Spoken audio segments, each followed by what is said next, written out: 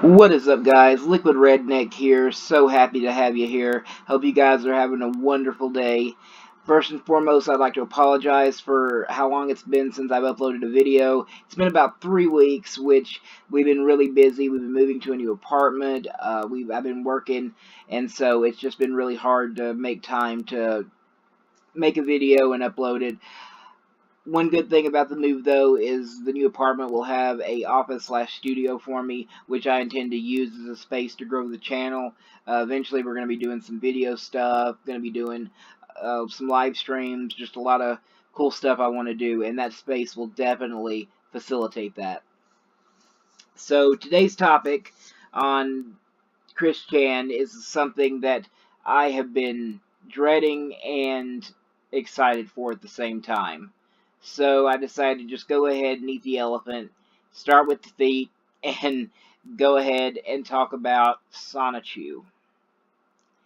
Now, before we begin, I would like to say hi to Rae, Hola, amigos. my lovely wife, and today we're going to be discussing Sonichu. You excited? Very. Very. Awesome. Okay, so Sonichu is basically Chris's second original character, or OC as they're known. But his main. Yeah, it completely took over. His first was a character called Bionic the Hedgehog, which he came up with, I believe he said, in basketball practice. Well, no, he didn't play basketball, but he was the manager? water boy. But he said he called himself a manager or something like that. He said that he was a manager, but most likely a water boy. And he came up with the character of Bionic the Hedgehog. And basically, he was an orange hedgehog with sneakers that were a little different than Sonic's. And I believe he was like really fast. Well, Sonic is fast. It's kind of dumb. But he was good at basketball, I believe. But that's not the topic today. Today's Sonichu. Anyway, so after Bionic the Hedgehog, which was his first original character, he came up with the idea for Sonichu. So we're going to get into that now. The first thing I'm going to do is start reading from the Quickie. Starting at the top. Sonichu, born 17 March 1988, is the titular and intended primary protagonist of Christian Weston Chandler's world-renowned comic. He is a combination of Sonic the Hedgehog and Pikachu, and is also Chris's imaginary son/friend. He goes on adventures and zaps to the extreme, which we'll get to the zapping to the extreme line here in a moment. One thing that I think is curious, though, is up here it says he was born the 17th of March, 88, which that is not in line with when Chris created him, because Chris created him in his senior year of high school, I believe, which would have been in 2000. But I believe what they mean by that is... But Chris was born in 81, keep in mind. I don't think that's the actual creation date. I think that's the date of birth he gave to the character, because later in some of the comics, he has a point of making it known what their birthdays are, because he starts adding sexualization to the comics and doesn't want to be accused of it being child pornography, so he states that they're all over the age of 18 and stuff. So I believe that is what they are referring to. But what actually makes that kind of funny is if you take that at face value, Chris procreated with somebody at the age of like 6 or 7 and had a Pikachu Sonic hybrid. If you take that at face value. But anyway, Sonichu species, Sonichu, evolves from a Soni, and can evolve into either a Metonic or Ultra Sonichu, even though the original Sonichu mutated from Pikachu, which just makes the Sonichu comic even more convoluted. Sonichu is only nominally the hero of the comic series, as he was swiftly pushed aside for Chris as soon as the comic became an allegory for real-life situations. Well, of course. Now, we're not going to be reading all this, obviously, but the way Sonichu came to be was that in March 2000, Chris had to create a CD album cover for an assignment. Despite being a ridiculously simple project with infinite possibilities for a possible CD cover, Chris still struggled with the assignment, because he could not use copyrighted characters. It seemed as if Chris's usual technique of cover everything with video game characters wouldn't work this time, but then inspiration struck. And then they have a quote from Chris. Then it dawned on me at that moment after lunch, much like the random creation of Bionic the Hedgehog during basketball practice in my freshman year. Sonichu just burst right into my imagination. A blur at first. A blue blur? Or a yellow blur. But then it all came more clear and came together very well. So as swiftly as the creation of Bionic, I drew Sonichu on paper from imagination. Then I drew him on my currently open Photoshop program. After checking with Miss Chalifo and my father, who is big on copyrights and whatnot, Sonichu was legal then, and it still is only mine. So soon after, the CD cover was made, printed, and passed with an A+ grade. Okay. I'm going to talk about a small issue I have with this, and one thing I've never understood. You cannot, and I don't understand why the teacher still allowed him to do this. Because it was just a class project. Yeah, but he said you couldn't use copyrighted character, which originally, it doesn't say it here, but he was going to use Sonic. And the teacher wouldn't let him use Sonic because Sonic was a copyrighted character. Yes. So that's where he came up with Sonichu. But that's still a copyrighted, it is the product of two intellectual properties. You can't, it's like me going out and opening a store called Walmart Sears. Or no, it would be like taking some brand name Kleenex and rubbing Vicks Vapor Rub on them, and then trying to sell that as a product, which I know that is a real thing. Well, yeah, you could do an off-brand, but you're meaning using the trademarked products, right? Right. You can't take and combine two things and then claim that to be your creation in the manner. Right. I mean, it's still an intellectual property. It's not, and he said his father, Bob, who was very intelligent. I'm not sure. Bob, I don't believe, ever commented on the matter, so I don't know if Chris is pulling this out of his you-know-what, or if he's being serious. Or maybe Bob just was ignorant to the characters and such. Right, or that part, yeah, Bob did have patents, but they were very different type of patents. They were for... But it just always annoyed me how he said Sonichu is his creation and how he wanted to monetize it. And, he put copyright, Christian Weston Chandler. You can't do that. It is not... It might be your amalgamation, but it is not your creation. It is the product of two intellectual properties. Like, you can create it, but you can't own it. Exactly. And make money off of it. And that has been a subject of so much grief for the poor boy over the years of people just pulling his leg, saying that they had the copyright to it, especially when we get into the Liquid Chris stuff. Right.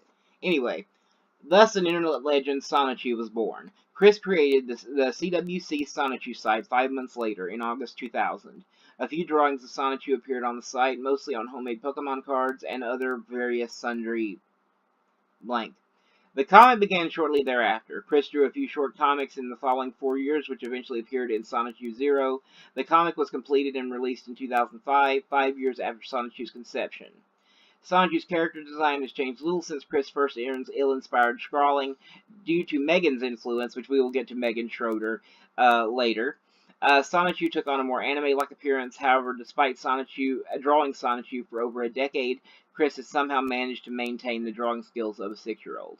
Well, Chris, he traces, and, that's where it looks so, juvenile. Or not juvenile, infantile. But... anyway, so there's a ton to Sonichu, so I'm just going to try to make this as concise as humanly possible. He started doing a comic for Sonichu, and in the first issue, it was the origin of Sonichu, and as it says here, The perfect chaos monster lays siege to the town of Station Square. Sonic the Hedgehog attempted to defeat the creature using the 7, though 2 are identical, Chaos Emeralds to transform into Super Sonic. In the midst of this epic battle, Sonic bumped into a Pikachu who happened upon the scene. This collision somehow mutated the Pikachu so it evolved to possess the physical characteristics and abilities of Sonic. Sonic himself was unchanged. After assisting with the defeat of the perfect chaos monster, the ex-Pikachu declared himself to be a new species of Pokemon, Sonichu. And so that is kind of the origin story of Sonichu. And in the first issue, and I believe the first issue or 2 or 3 maybe 2, it is very much focused on Sonichu. It is, a story about him, all that good stuff. Now, Chris did insert himself as somewhat of a narrator type character, I believe, in the comic, but he was not a focal point. However, after like the first 2 or 3 comics, Chris became the complete focal point of the comic series. Sonichu was the main character in name only. It pretty much became the misadventures of Christian Weston Chandler, featuring Sonichu.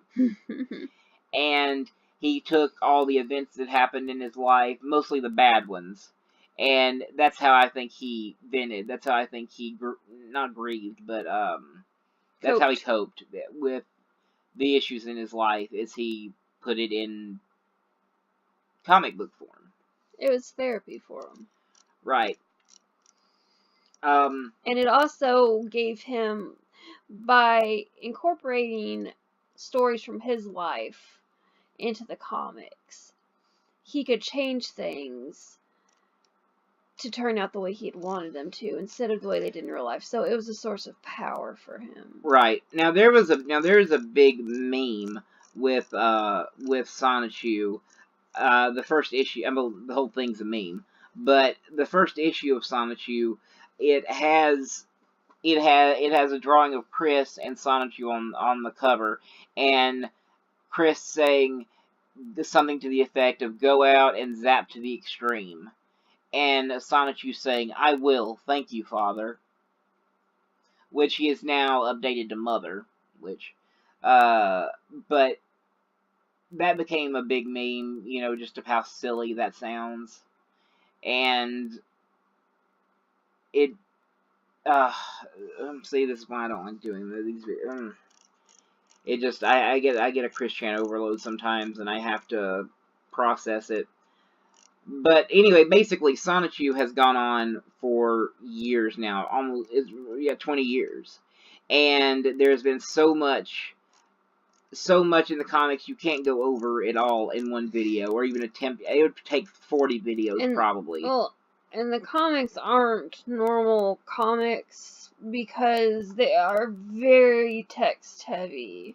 Right. And there's some that there's certain issues that there are pages upon pages of little small drawings, and then the text box take up almost the entire page, and they had to be numbered because they're just to keep people from getting lost, because there's just so much text that it's basically a illustrated novel at that point.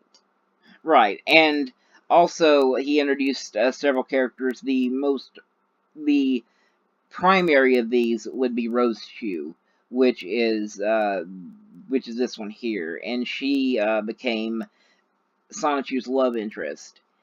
And I would say that she is the second best known of his characters. Right. And the Sonic comic did not stay PG for long, or G, whatever. As you saw when I was scrolling down, that's why I scrolled up very quickly, because I thought that was this picture, but it was another one. Might have to edit that out. It became somewhat pornographic.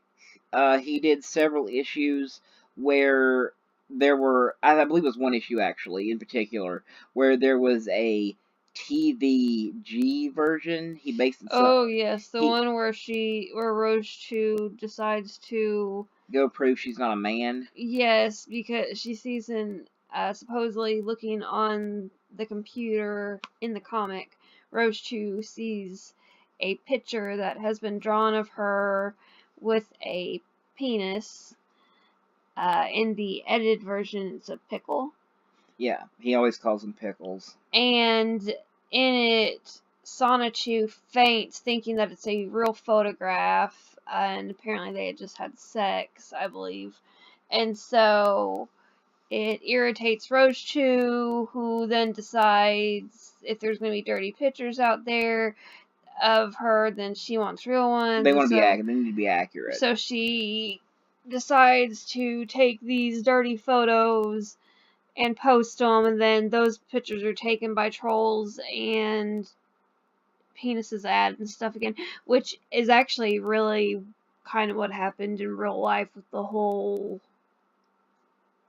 That is what that's copying. Is right. There's an event in Chris's life where someone took some artwork of Roach2 and did add penises to it, and they posted it, and he could not handle it at all. No, because they submitted it as fan art, and he didn't. And he kept saying, if you're going to do fan art, please make them anatomically correct, which he didn't understand that they were trolls. And it's I have another Chris Chan mental, you know. But it went back and forth, back and forth. He was trying to reason with them because this was at early in the point of Chris being trolled, and he still thought that he could reasonably explain what was bothering him and what he wanted corrected, and that they would follow it, not realizing that their whole purpose was to get under his skin.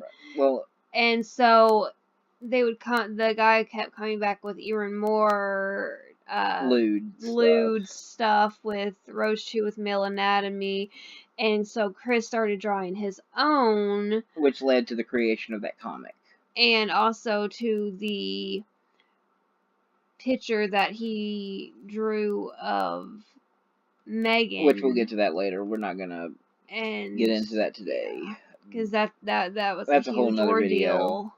But yeah, he made the comic somewhat lewd. Nowadays, which I haven't really kept up to date with the Sonichu comic in recent years, they've now been altered and everything to incorporate his current beliefs and lifestyle and gender identity in there, and so religion. So I don't know if politics is in there really, but I got. Well, politics are in there, but I don't know if that's any of the changes he made or right. For that, or but anyway, it's I haven't kept up with it recently, but early on, you know, that's a lot of the stuff that was going on.